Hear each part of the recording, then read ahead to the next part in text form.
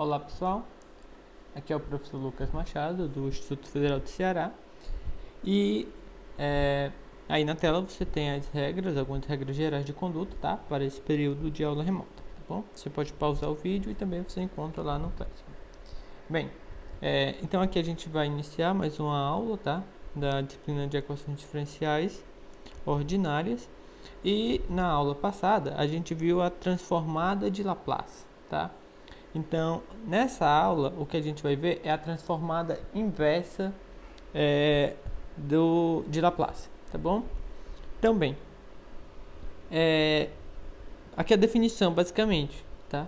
Do que a gente vai tratar nessa aula, que é da transformada inversa. Então, bem, a gente, na aula anterior, a gente estava preocupado com o que, né? A gente tinha uma função f, certo? E aí a gente estava por meio da transformada encontrando a sua transformada, que a gente pode denotar pela letra S.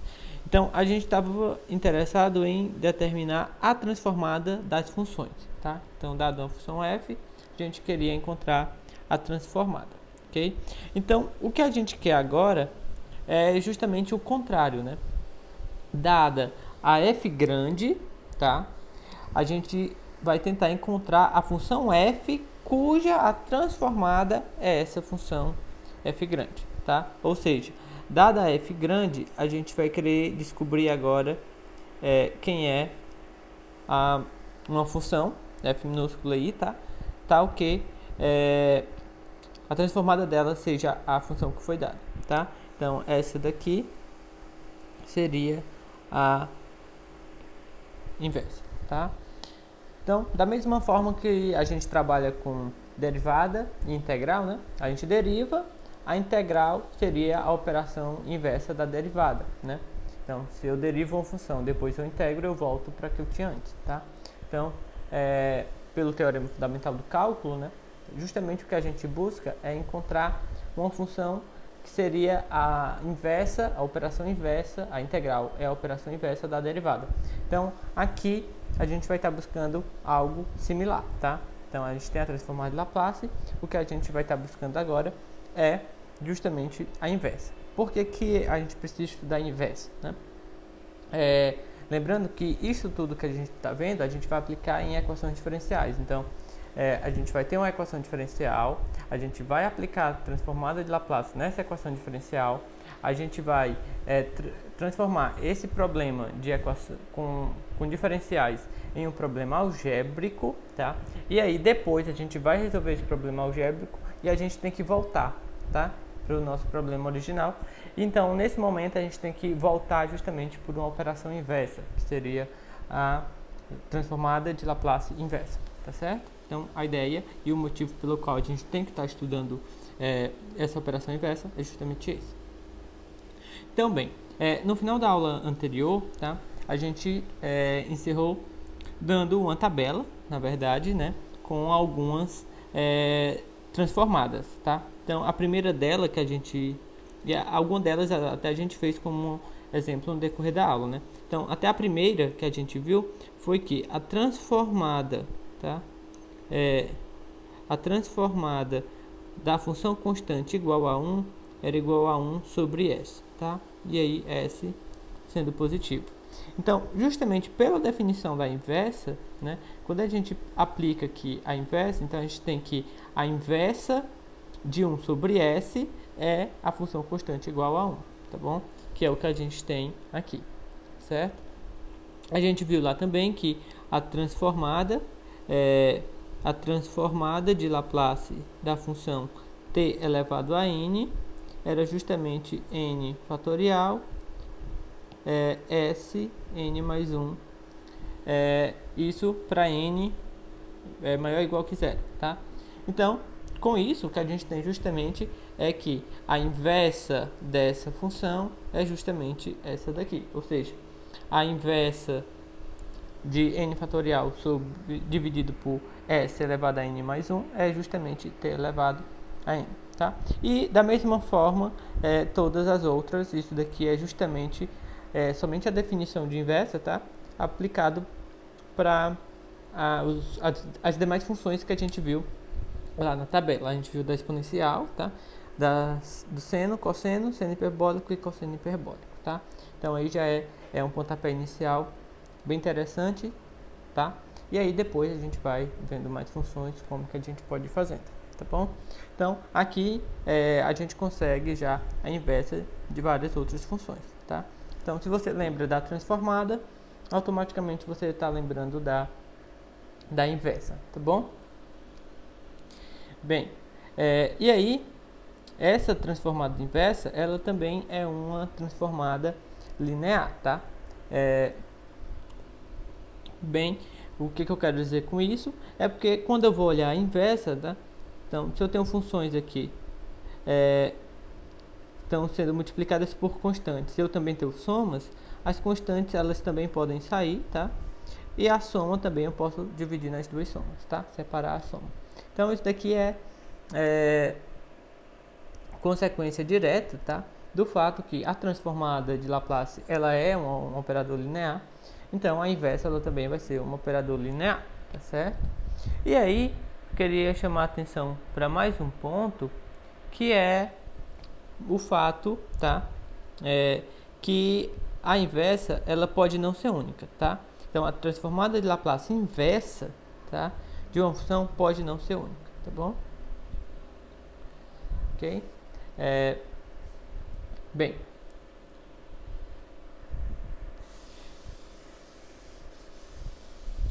então vamos aqui.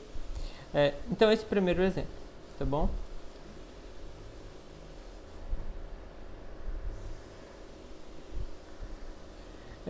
Eu tenho esse, assim, só uma observação, né? Apesar de não ser única, para os nossos propósitos isso não vai ter problema nenhum, tá? Dependendo do contexto que você esteja trabalhando, né? Em algumas questões, ter unicidade é primordial, tá? Mas nesse caso aqui, para a gente não ser única, a inversa não vai trazer problemas maiores não, tá? No contexto de resolver as EDOs, tá? Então aqui esse exemplo. Bem, então você tem aqui, você está querendo olhar, tá? A transformada. Esse L aqui mais charmoso eu não sei fazer não. A inversa de 1 sobre S a quinta, tá? Então bem, de início, tá?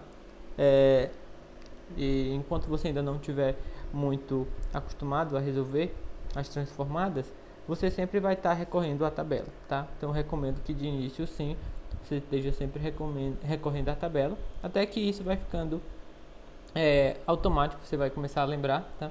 E aí você vai desapegando um pouco. Mas bem, então você pode ver, tá? Que o que você tem ali embaixo está dividido por S elevado a alguma potência, tá?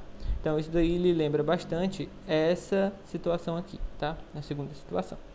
Então, você tem que a transformada inversa de n fatorial dividido por S elevado a n mais 1 é igual a t elevado a n, tá?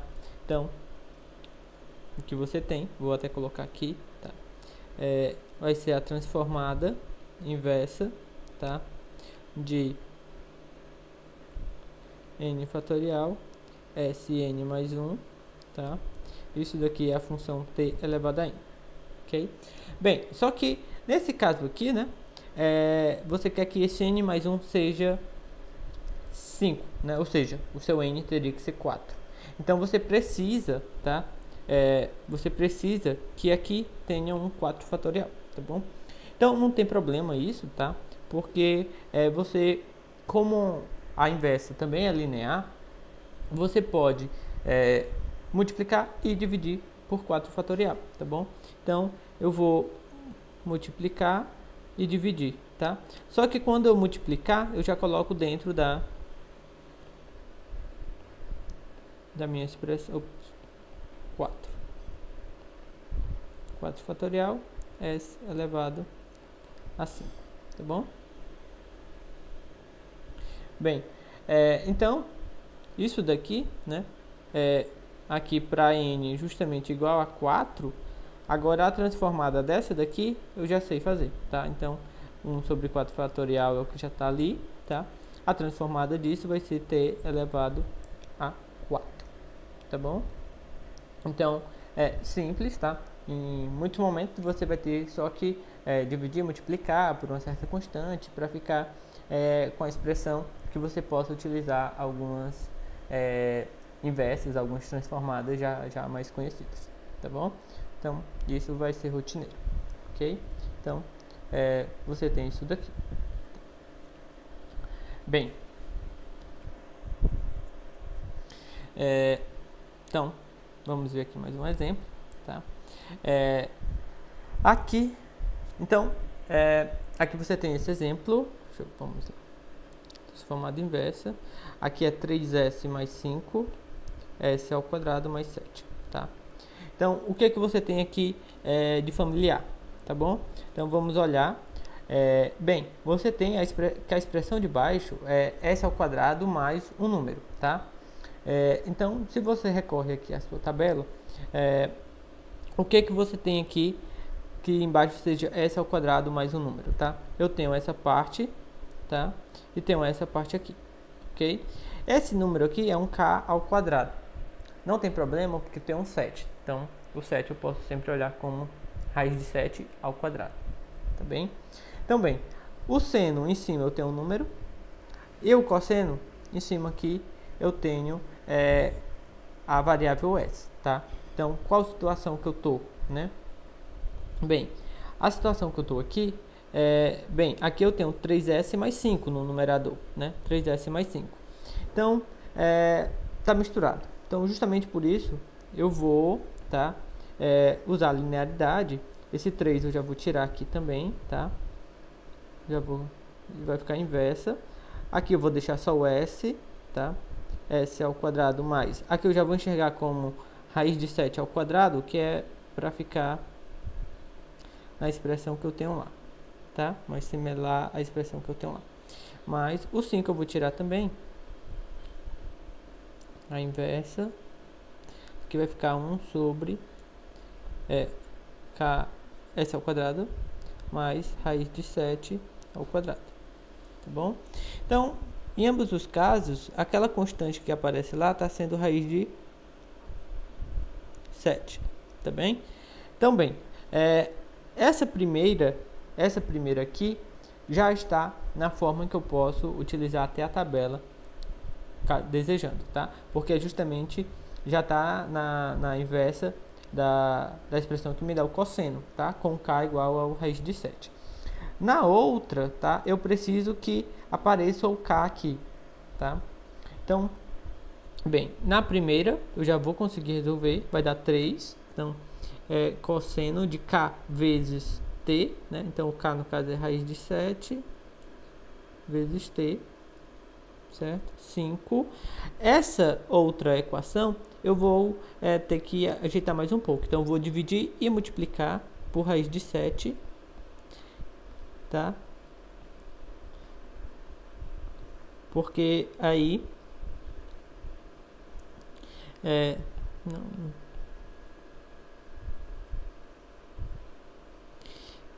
já vai ficar exatamente da forma do seno, tá? Da transformada do seno. Então, isso daí vai ficar 3 cosseno de raiz de 7t mais 5 sobre raiz de 7, tá? Então, aqui tá justamente da forma já do seno de raiz de 7t, ok? Então, meu resultado é esse daqui, ok? E aí, conforme você vai fazendo exercício, vai praticando, você vai ficando mais ágil, tá? Aqui é bem parecido assim de início, quando você está aprendendo integral, né? E derivada, quando você está aprendendo derivada integral, você vai fazendo bem devagar, tá? E aí, quando você vai ganhando prática, você já vai fazendo de forma mais ágil, tá bom? E aqui, uma técnica que você vai costumar utilizar, vai ser bem útil, é a técnica de frações parciais, tá? Porque em muitos momentos você vai querer calcular a transformada de Laplace inversa, tá? Para as expressões de funções racionais, tá? Só que, por exemplo, até agora os argumentos que a gente tem, né, são apenas basicamente a definição e o que a gente já viu na tabela e propriedades de linearidade. Mas quando você está com uma função racional, né, o problema maior está ali no denominador.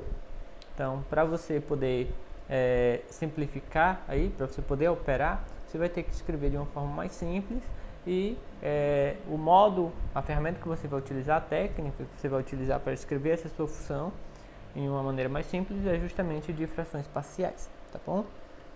Então, por exemplo, aqui, do modo que está aqui, a gente não consegue, tá? A gente não consegue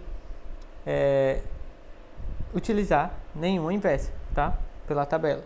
Se por acaso a gente ainda tivesse uma expressão assim, né? S menos 1, S mais 1, então isso daqui ainda ficaria, porque ficaria S ao quadrado menos 1, né? Eu posso botar 1 ao quadrado. Então, aqui, de alguma forma, você poderia utilizar, por exemplo, eu acho que é da função seno hiperbólico, tá?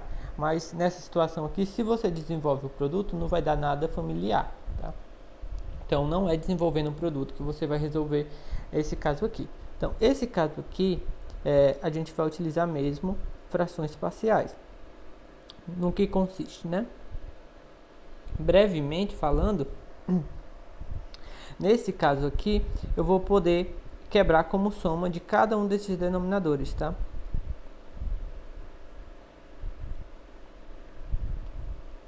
E aqui eu tenho constantes que eu vou determinar, tá bom?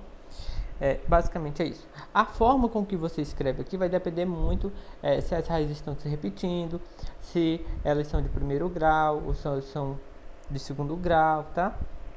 Mas não vou me aprofundar muito nisso, porque acredito que todos já tenham visto nos cursos de cálculo, é bem comum, tá?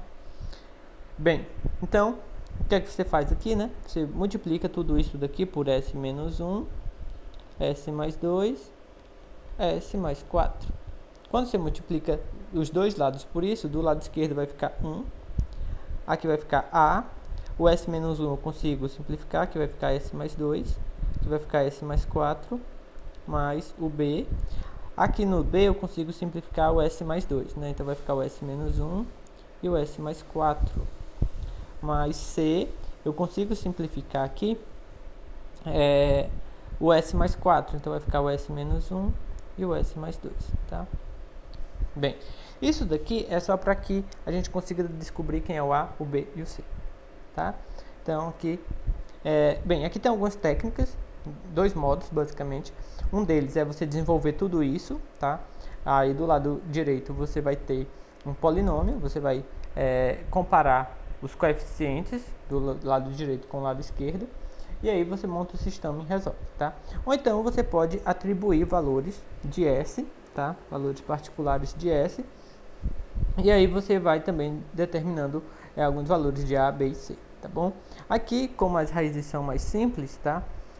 São só do primeiro grau, eu vou escolher os valores particulares de S, por exemplo. Os valores que eu vou escolher são os valores que anulam esses termos que eu já tenho, né? Que anula o S menos 1, que anula o S mais 2, que anula o S mais 4.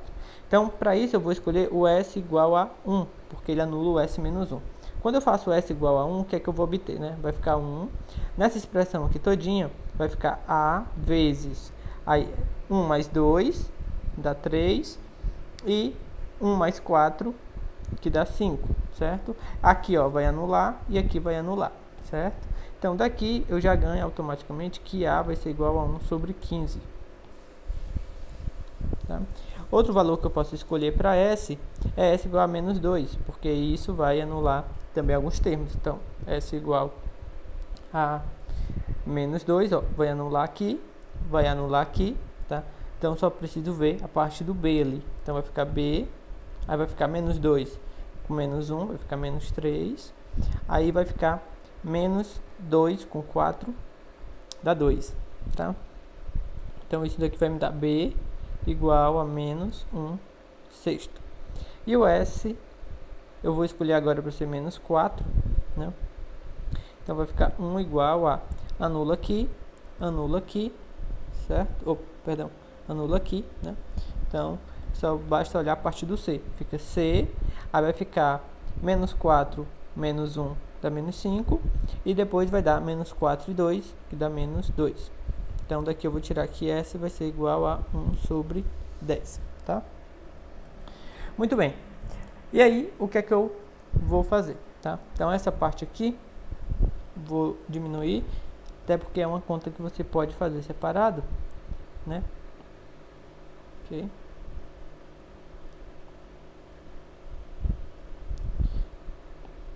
Vou até colocar ela de lado aqui.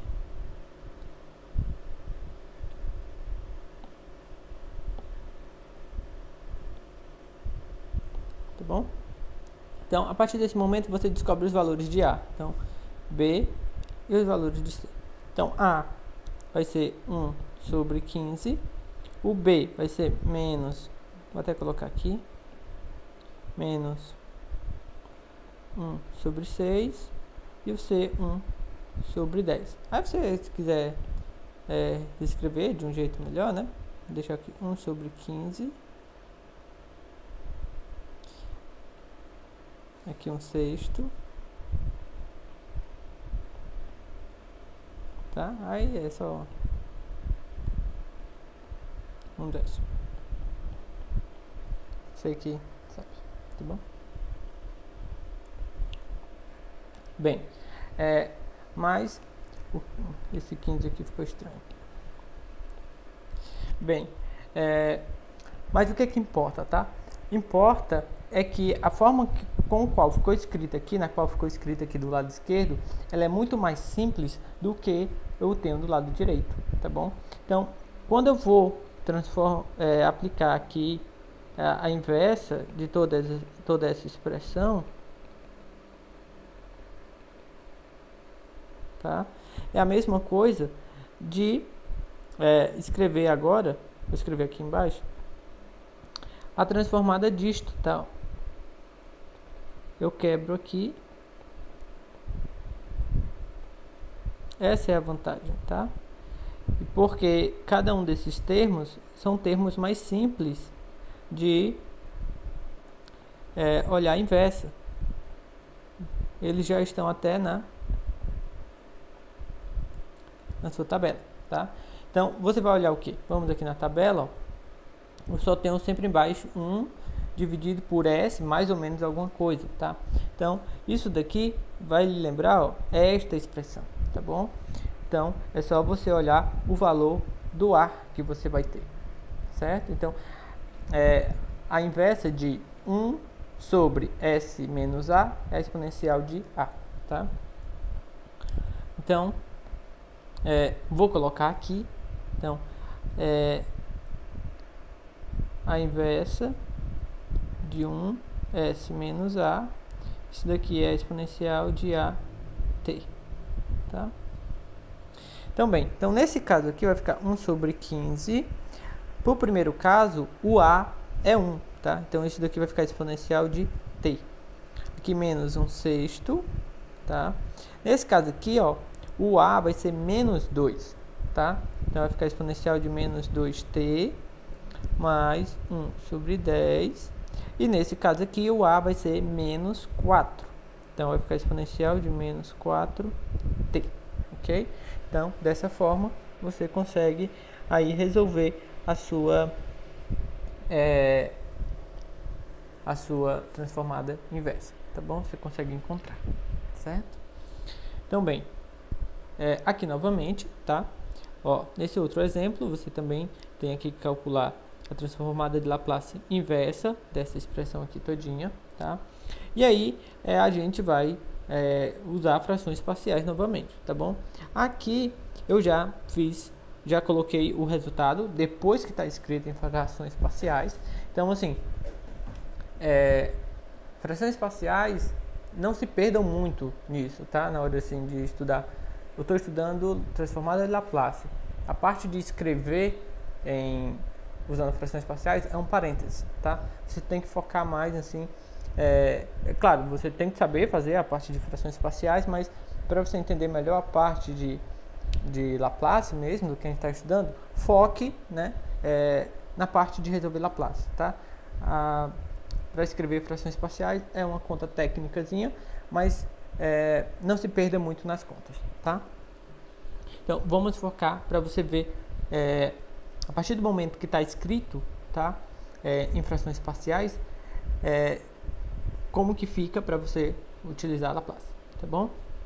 Então, bem, então isso daqui, né? Eu quero a inversa, 3s menos 2, S3, S2 mais 4. Então, isso daqui tudo vai ficar 1 sobre 8, tá? A inversa de 1 sobre S, mais 3 quartos. A inversa de S ao quadrado, tá? Menos 1 sobre 2, S3, a inversa, né?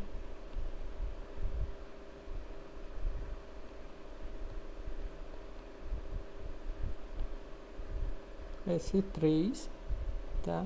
Vou botar aqui menos 1/8 S ao quadrado mais 4 menos 3 quartos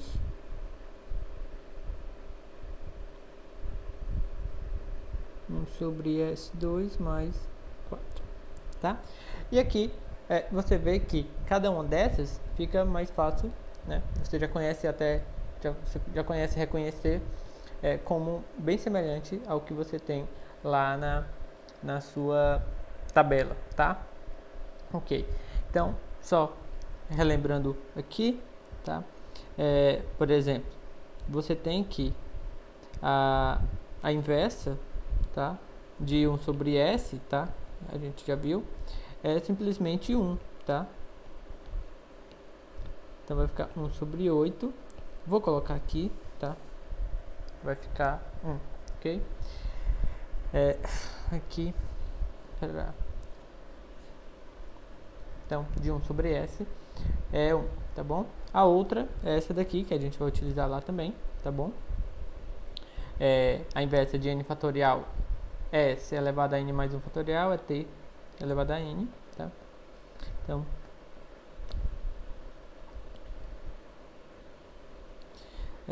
vou até colocar aqui, só para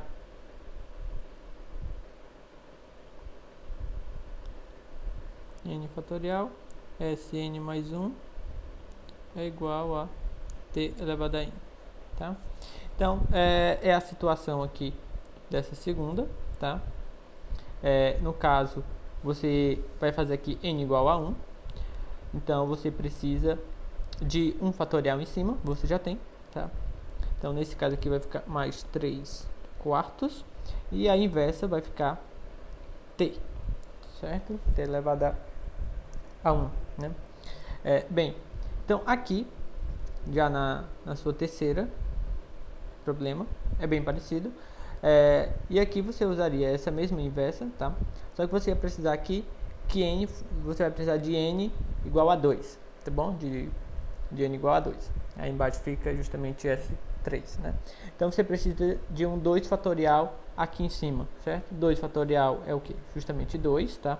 Então vou multiplicar por 2. Então aqui em cima vou deixar um 2 e vou dividir também, já vou colocar aqui fora, certo? Então isso daqui vai ficar menos 1 sobre 4, tá? E a inversa daquela ali, o n é 2, então vai ficar t ao quadrado, ok? Bem, então aqui eu já tenho S. Essa daqui eu vou escrever da seguinte forma, vou colocar 2 ao quadrado, e aí você já começa a reconhecer, tá? Essa daí vai ser justamente a do cosseno, tá? Então, a do cosseno é justamente isso que você tem lá, tá? Com k igual a 2. Então, isso daqui vai ficar cosseno de 2t. Então, menos 1/8 cosseno de 2t, tá? E aqui, no caso, você não tem a variável s em cima, tá? Nessa última aqui, você não tem a variável s em cima, justamente porque ela é do cosseno, tá? Só que aqui, você vai escrever como 2 ao quadrado, E no cosseno você precisa de um K em cima, né? Que no caso é o 2. Então, você multiplica por 2 aqui, aqui vai ficar 2. Você vai dividir também, então já vou colocar aqui fora. Então, a sua resposta ali vai ficar menos 3 sobre 8, tá? Seno de 2t. Ok? Então, com isso, você conclui, tá? Você encontra aí a transformada inversa, ok?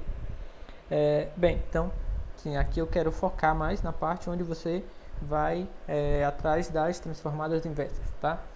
A fração parcial foi apenas um trampolim que você utilizou, então não vou enfocar tanto nessa parte, aí vocês podem dar uma olhada por fora, tá? Bem, e aqui, tá? A gente viu na aula passada que nem toda função possui uma transformada de Laplace, tá? E aqui também a gente vai ver que nem toda função ela possui a inversa, tá? Ou seja, nem toda função ela é inversa ela é transformada de Laplace de alguém, ok? Então é isso que a gente está dizendo. Se a gente estivesse olhando por meio de conjuntos, né, esse operador ele não seria ali sobrejetivo, né? Seria algo desse tipo, tá bom? Bem, certo. Então, f é uma função contínua, tá? Aqui a gente vai analisar um comportamento, uma característica de uma função, tá bom? Então, seja f uma função contínua por partes, então a gente já viu isso, né? Então, quando eu divido o domínio, em cada partezinha do domínio ali, ela é contínua, tá? Então, é como se eu tivesse recortado várias funções contínuas e fosse juntando, ela é contínua por partes. E de ordem exponencial, é que a minha função ela é menor ou igual do que a uma exponencial, né? Uma constante, posso estar multiplicada, a exponencial pode estar multiplicada por uma constante, e posso ter também uma constante lá no expoente, tá? Então, também ela é de ordem exponencial. Então, o que acontece, tá? Então, quando eu olho o limite da minha inversa, certo? Daqui eu poderia ter escrito assim também, né? É o limite de s tendendo a infinito de f de s, tá? O limite da f de s, ela vai para zero, tá? Quando o s vai para infinito. Então, ou seja, quando eu pego as... perdão, aqui não... Deixa eu ver aqui. Eu acho que...